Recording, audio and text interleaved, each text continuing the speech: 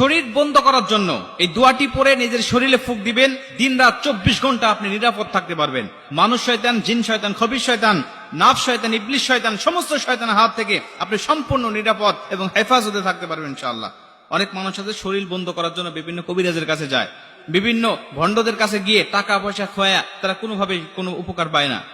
আবার আপনি কিন্তু নিজেই আপনার নিজের বাড়িকে বন্ধ করে রাখতে পারবেন। এটার জন্য আপনার কবিরাজের কাছে যাওয়ার দরকার নেই। আপনি কোরআন হাদিসের মধ্যে সব আল্লাহ রাসূল দিয়ে দিয়েছেন, আল্লাহ পাক দিয়ে দিয়েছেন। আপনি শুধু সেখান থেকে নিবেন, সেখান থেকে নিয়ে আপনার বাস্তব জীবনে আপনি আমলগুলো করবেন। আপনার ঘর আপনি নিজে বন্ধ করতে পারবেন। আল্লাহ রাসূল সাল্লাল্লাহু আলাইহি সাল্লাম বলেন, যেই ঘরে সূরাতুল বাকারা তেলাওয়াত করা হয় ওই ঘরে কখনো কোনো দুষ্ট জিন, দুষ্ট আত্মা, দুষ্ট কেউ আপনাকে ক্ষতি করতে পারবে না, আপনাকে নষ্ট করতে পারবে না। আপনার পরিবার পরিজনের সদস্য, আপনার সন্তান, কারো ক্ষতি কেউ করতে পারবে না, যদি আপনি নিজেই এই সূরাতুল বাকারা তেলাওয়াতটা আপনার ঘরে করতে পারেন নিয়মিত। যদি আপনি নিজে না করতে পারেন প্রতিদিন, তাহলে কোরআনুল কারীমের এই সূরা বাকারা তেলাওয়াত আপনি বাজাবেন। আপনার মোবাইলে হোক, আপনার যে কোনো ডিভাইসের মাধ্যমে হোক, এই কোরআনুল কারীমের তেলাওয়াত আপনি শুনবেন। অনেক মুহাদ্দিস বলেছেন যদি শোনা যায় তারপরেও আল্লাহ পাক এই সমস্ত কাজ থেকে হেফাজত করবেন। এরপরে আপনি আয়াতুল কুরসি পাঠ করবেন।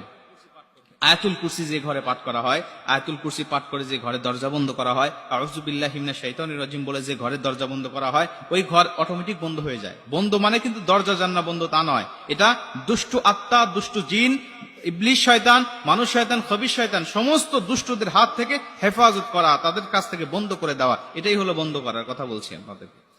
আল্লাহ রাসূল সাল্লাল্লাহু আলাইহি ওয়াসাল্লাম আরো বলতেন, ঘরের মধ্যে কখনো ছবি মূর্তি রাখবে না। যে ঘরে ছবি মূর্তি থাকে ওই ঘরে দুষ্ট শয়তান, দুষ্ট জিন বসবাস করে ওর মধ্যে।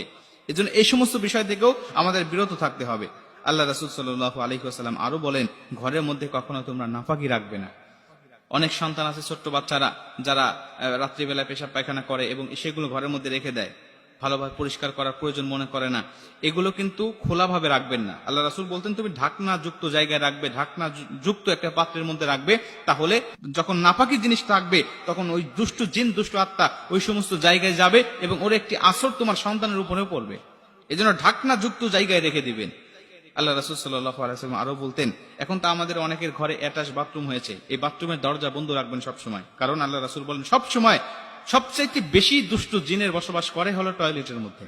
সবসময় আটকিয়ে রাখবেন। যখন যাওয়ার প্রয়োজন হবে আপনি অবশ্যই ইস্তেগফার করবেন, ভিতরে গিয়ে মনে মনে দিলে দিলে ইস্তেগফার করবেন এবং ঢোকার সময় বাম পা দিয়ে প্রবেশ করবেন এবং আপনার দোয়া পাঠ করবেন।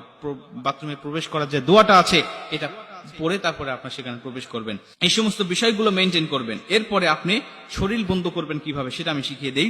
আল্লাহ রাসূল সাল্লাল্লাহু আলাইহি ওয়াসাল্লাম প্রতিদিন তিনি শরীর বন্ধ করতেন।